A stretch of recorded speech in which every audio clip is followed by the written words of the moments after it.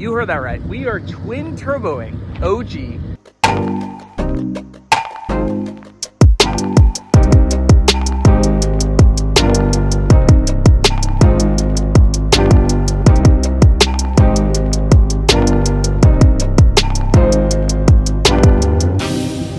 What is that engine purring behind me? That is OG. So some of you guys have been wondering, where has this car been? This is my high school car. I bought this in high school. You know, I had to sell it because I didn't know how to work on cars. And well, I bought it back. And this is my prized possession. And well, we pro charged it. We Coyote swapped it. Coyote swap pro charged and T56 Magnum. And IRS swapped it with some Cobra seats and everything. And well, we had the wheel fall off. But it damaged a few things, but it kind of just set up the moment for the rebuild, and part of that is starting right now.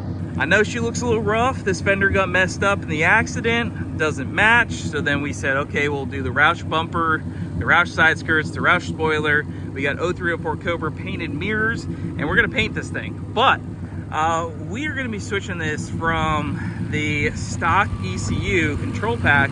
We actually got this really cool Mega Squirt full standalone setup, and we're doing that in preparation for the twin turbo kit. You heard that right. We are twin turboing OG, and I am extremely excited about it because, well, when we got rid of the twin turbo GT500, I know Terzilla is a single car, but 500 horsepower is cool. But you have a nice 700-800 horsepower up to 1,000 wheel twin turbo car is a blast. And twin turbos make a bunch of cool noises. They have the whirly, you know, spools when you're just pulling around the parking lot. And well, I mean, side exhaust, twin turbo. The turbos are going to go down in the front bumper. I'm so stoked on it. But let's go get the car moved into the shop, and we're going to go take a look at the new standalone from Mega Squirt. All right, well, it's been a while. And oh, the power steering's not on. Sick. There's a few things we got to fix with it, yeah, let's go get it pulled into the shop. Well, that was the plan, to film a video, but it's a little hard. It's a little hard one-handed. Yeah, there we go.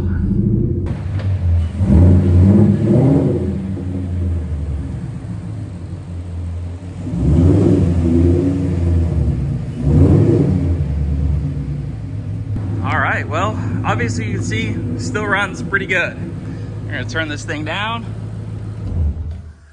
but she has gone quite a while without some driving, and honestly it's mostly just because I really don't want to drive it like this. I don't think it looks good. It used to look so good, and when the wheel came off, everything kind of got ruined. So I've just been holding out to build this thing up right. But let's go take a look at the new Mega Squirt. This is a standalone full wiring harness plug and play. This is something you could do instead of doing like a control pack, but it does have VCT and drive-by-wire. So I'm very, very excited to try that out. Obviously, we have a control pack car, and this is a relatively stock Gen 1 Coyote, so you should be able to plug and play, get her fired up on the new standalone. We won't be installing that in this video, but we're gonna take a look at everything in the box, and yeah, let's go check it out. All right, guys, so obviously we got OG started up, pulled inside, and moves under its own power.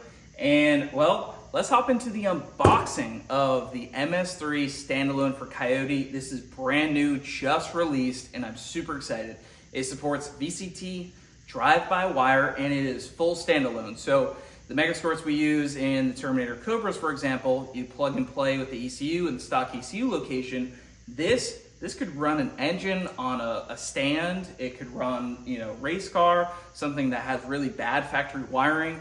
I'm very excited to get into this. And one of the reasons why we're doing it on OG, obviously it has a control pack, stock ECU, which works pretty well, but I really, really like boost control built into an ECU, and you can't do that with a stock ECU. Well, behind me is my new Precision 6266 turbos, and I have a full twin turbo kit for this car, and it's gonna run still full exhaust to the side exit exhaust, and we're gonna do boost control through the MS3. This is gonna be a really good way to tune the car and also clean up a lot of the wiring. I think I told you guys that I plan to paint this car, so everything coming out, the bay's getting shaved and painted, and it's gonna look so sweet, so clean. I can't wait to go crazy on this this build here. And these turbos, they're gonna make some steam. So it currently has a stock Gen 1 bottom end in it, good for 700 horsepower. I thought I was gonna put it together with the twin turbo kit and the stock bottom end, but more than likely I'm gonna order a Gen 3 bottom end, and that way at least we'll have a cap of, so to say, of 1,000 horsepower. And I really wanna make it a good 700-800 horsepower setup, but you know, it's always just a buzzkill when you're tuning a turbo car and you realize you're out of engine. Turbo's got plenty of room, but you know, you're gonna put the rods outside the side of the block. So I definitely like having a lot of headroom, and I think that's a smart way to go. So let's go ahead and pop open this box. We get a nice razor blade, and we'll just go ahead and open this up. I'm really excited about it. The harness itself is supposed to be super, super clean. So it's really gonna work out with this whole show car engine bay that we're gonna be going for here. So I'm really, really excited for that. Everything's packed really nice. We got two, let's see, Bosch sensors and these ones. So these are our two widebands. We went with dual wideband control on this, very similar to the stock ECU. I opted to go with the Spartan V3 units. We're gonna hook these up with CAN bus. I tune a lot of cars remote with these, and the cool thing about the Spartan wideband controllers is they don't have a gauge with them, and that's a pro and con. So if you want a gauge and you want to display it up front, definitely go with something like a digital gauge, like an AEM or Innovate or something like that. But if you're trying to tuck all that stuff away, and if you have potentially a screen that you're viewing your data with, or a laptop, you don't really need the redundancy of multiple gauges in your face when you can have it in a centralized location and keep the interior really clean. Right here, ooh, that is a nice box right there. MS3, and in here I think these are just the Spartan 3 V2. These are the wideband controllers, so we're just going to put those off to the side, and this right here is going to be exactly what you get in the Coyote Standalone kit. So we're just going to go pop this open. You can also get an idea of what we're working with for install. I haven't obviously installed one of these because it's brand new, but I've installed a lot of standalones and have a pretty good idea of what we're gonna need to do to get this installed. All right, so right here we have a nice box. I'm assuming this is the ECU itself. So we're gonna open it up, and that is, in fact, what it looks like. So, I'll open this up, take a look at it.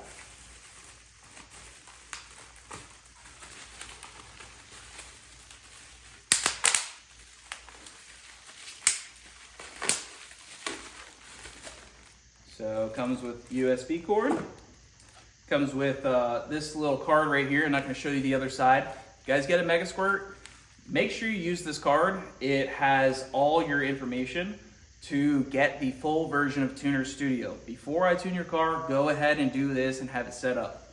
It saves me a lot of time. And right here, we have the Coyote. Ooh, I like it. They got the Coyote on it. This is the ECU itself. It's small, nice, not super heavy, and we can stick this basically anywhere. It also has the map sensor built in, which is super cool. And I don't know a ton about this thing yet, but we're gonna learn together when we go install it. It tunes very similar to the MS3 Pros, the plug and play units that we're used to in the Terminator Cobras and Fox bodies and SN95s. If you guys didn't know, we can do an MS3 on a Fox body with a 302 or a 9495 car. Those cars which are not tunable with modern devices, you know, like a SET or something like that, you can put a MS3 Pro plug and play in it, and we can tune it like a real, like a real deal computer, live tuning, a lot of really great features, closed loop fueling, so a lot of really good stuff there. If you guys don't know, I'm a big fan of these Mega Squirt units, and it's really just transformed a lot of these older cars. The Terminator Cobra, which has the stock ECU, which is not the smartest unit, and then you put a real ECU with some technology in it, and you could just have worlds better drivability, tunability, flexibility, flex fuel, for example, two-step, no lift shift, all this stuff built in. You can change things live. So many benefits to going to an ECU like this. So we opted for drive-by-wire. If you guys don't know, drive-by-wire is where your throttle body is electronically controlled by wire. And right here, we have the drive-by-wire controller.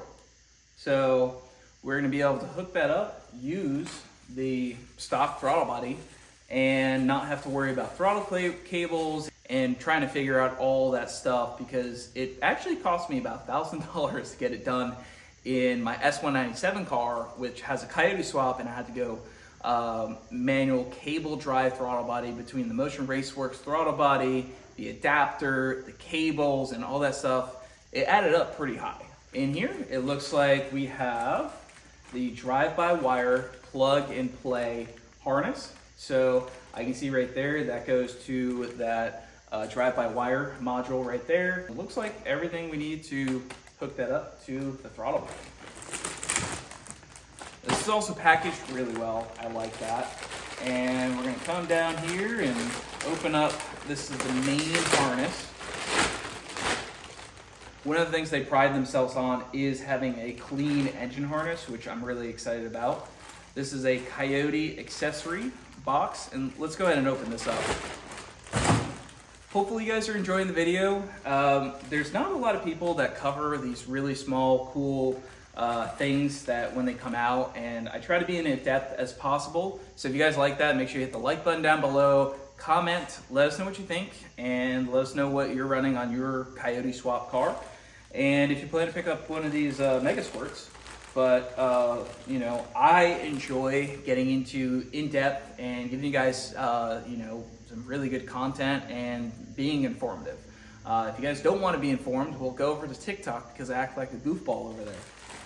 All right here, this I don't exactly know all these pins are for, probably to pin in some of these connectors. We'll dive into that more later when we install it. I do see the serial to USB, so it has serial to that connector. So like I said, I don't know everything about installing this, but we're definitely gonna get into it. Comes with an oil pressure sensor, standard, love that. If you guys are building a motor, put an oil pressure sensor in your car. If you spend 10, 15, 20, 30 grand on an engine and you don't have an oil pressure sensor, you're crazy. I mean, it's one thing if you have a stock motor, but one little mistake when the engine goes together, or a bolt backs out, or just something weird happens, and you go from having 90 pounds of oil pressure to 0, you can save that engine. But if you run it at 0 for, a while, everything can be burnt out. So that's my little, caveat on the oil pressure sensor. We have an alternator harness. I know that this was set up so if you have the alternator in a relocate spot, so for example, the Power by the Hour has it over there. This car has it down in the factory location because we have electric power steering, but they give that so that way you can wire that longer or shorter as you need it.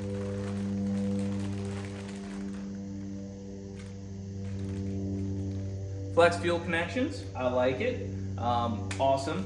It also comes with a spare, kind of a make your own connector right there as well. So that's cool. Here's the drive-by-wire pedal. So this is the part that's actually going to go to the pedal in the car. And that goes to that other harness, and that goes to the controller. It does look like it came with a GM cable throttle body. So this is if you're running a GM style setup. In my case, we have the Ford Coyote factory drive-by-wire, and you can see that is the Ford throttle body connector right there. So you're looking pretty dang good. And we got one more in here. We have an IAT harness. This is great. It gets kind of complicated sometimes when you guys are doing some stuff and you need an IAT. Well, this has it all already pinned out in this engine harness. So IAT with boost, you really need it. It's also nice to have on a naturally aspirated car too. So some people skip over IATs, and this is very important, especially when you're going to be pushing some power through some 62, 66s. All right, guys, so right here we have the engine harness itself, and this is really just your main harness for the MS3 and I think power as well. So taking a look down here, it's got some really nice heat shrink, and it's also got this really nice basically everything there. It comes all the way out to VCT, so it controls VCT as well, which is super cool, meaning you could essentially get a stock Mustang motor or truck motor and put this in there and make it all work. Sometimes when you do other standalones, you got to lock out the cams, you got to do a cable throttle body, meaning you got to open the motor. This, you could potentially drop in a stock motor, plug it in, and start it up. So we'll go more into depth on this, but from what I can see here, everything looks exactly as you would expect for 8 coils, 8 injectors, your crank sensor, your cam sensors, and yeah, so I'm very excited to get into the install on this part. Let's go take a quick look over at what I would assume is going to be our power side. We got some larger connectors there, possibly for those other modules, and real simple here. We got a ground. I'm assuming, we'll look at the instructions, but ground I would assume goes directly to the battery, and coil power probably goes directly to the battery. Injector power, and yeah, I mean, this is pretty simple. It looks like we could hook up 4 wires and plug this in and be ready to start. So definitely look forward to the install video where we'll go in depth more on the installation of the MS3. We're gonna be getting it in here naturally aspirated. I haven't figured out the full plan for the turbo kit because we really need to pull the engine out and paint the bay. So realistically, probably gonna pull the engine out, paint the bay, and put it back in. The only caveat I have to that is if we have to do any sort of modifications or just figuring out on the turbo kit, I wonder if we should put the turbo kit on it and then pull it apart, paint the bay in case we want to change anything on it. So I haven't fully figured out the plan on the turbo kit, but don't you worry, there is a plan, and I'm so excited for it. These turbos are actually going down where the fog lights are. It's gonna be so cool.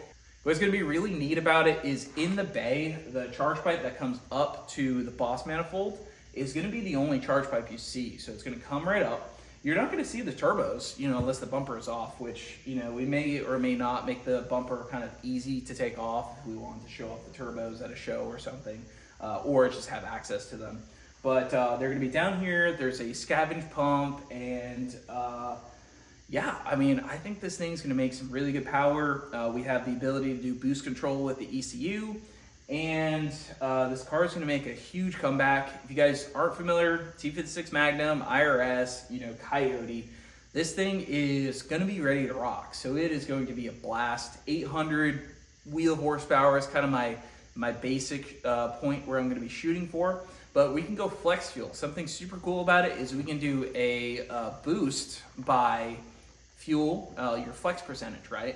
So if we put 93 in the tank, it's gonna automatically turn down the boost. If we put E85 in, it's gonna turn up the boost. And then we can do some buttons or knobs to basically turn the boost up and down, given that the alcohol percentage is there.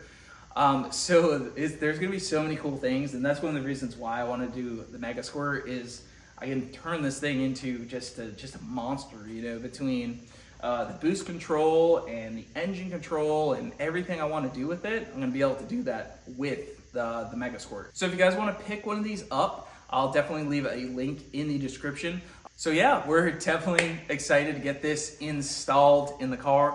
If you guys are excited to see OG back, make sure you hit the like button, comment, let us know what you think. If you're new here, go ahead and hit the subscribe button because this is my favorite car. This is a car that I would never sell, never let go anywhere. It's, you know, even if it looks a little bit like a turd right now, it's nowhere near the turd as Turdzilla because that thing is a turd. But we're gonna get this thing up and rocking, and I'm really excited for it.